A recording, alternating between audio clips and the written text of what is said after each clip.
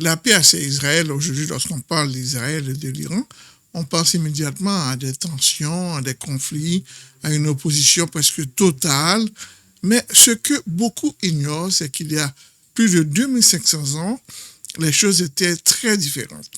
À une époque clé de l'histoire, la Perse, l'ancêtre de l'Iran moderne, n'était pas un ennemi d'Israël, mais l'un de ses plus grands sauveurs. Tout commence au VIe siècle avant Jésus-Christ. Le peuple juif vit alors une période sombre. Jérusalem a été détruite. Le temple est en ruine et une grande partie de la population a été déportée à Babylone. C'est ce qu'on appelle l'exil babylonien. Israël est brisé, dispersé et semble au bord de disparaître. Mais un événement va tout changer. Un roi venu de l'Est entre en scène, Cyrus le Grand. En 539, il conquiert Babylone. Et contrairement aux autres conquérants de l'époque, Cyrus ne cherche pas à écraser les peuples, il fait quelque chose de totalement inédit. Il décide de libérer les peuples exilés. Et parmi eux, les Juifs. Cyrus autorise alors les exilés à retourner à Jérusalem, mais il ne s'arrête pas là.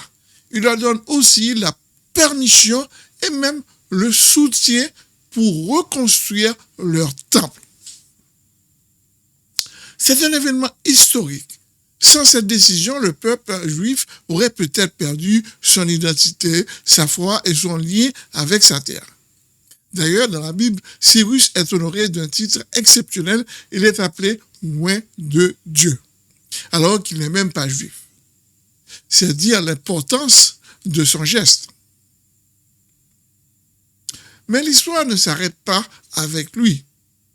Après Cyrus, d'autres rois perses poursuivent cette politique favorable, parmi eux Darius Ier et Artaxerxès Ier.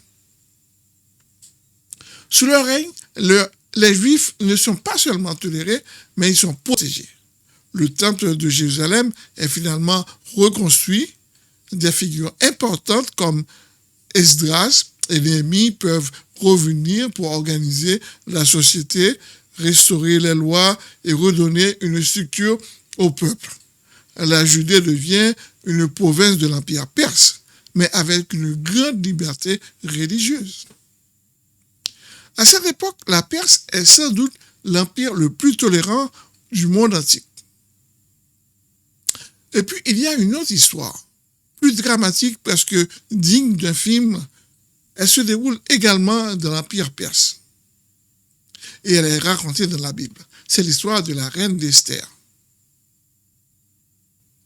Le peuple juif fait face à une menace terrible, un complot visant à l'exterminer totalement.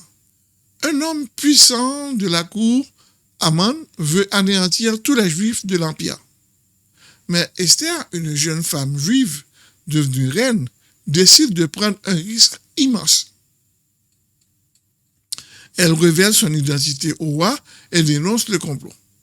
Grâce à son courage et le soutien du roi perse, le peuple juif est sauvé. Cet événement est encore célébré aujourd'hui dans la fête qu'on appelle Purim. Alors, combien de fois la Perse a-t-elle aidé Israël? On peut dire qu'il y a 3 moments majeurs. D'abord, la libération des Juifs par Cyrus et leur retour à Jérusalem. Ensuite, le soutien des rois perses qui ont permis la reconstruction du temple et la renaissance du peuple. Et enfin, l'histoire d'Esther, où les Juifs échappent à une extermination. Ce qui est fascinant, c'est le contraste avec aujourd'hui, car de nos jours, les relations entre Israël et l'Iran sont parmi les plus tendues au monde. Et pourtant, leur histoire commune a commencé par des gestes de protection, de tolérance et même de salut. Cette histoire nous rappelle une chose importante. Les relations entre les nations ne sont jamais figées. Les ennemis d'aujourd'hui peuvent avoir été des alliés d'hier. Et parfois, les pages les plus oubliées de l'histoire sont aussi les plus surprenantes. Si cette histoire vous intéresse, abonnez-vous à notre chaîne pour d'autres vidéos. Merci et à bientôt.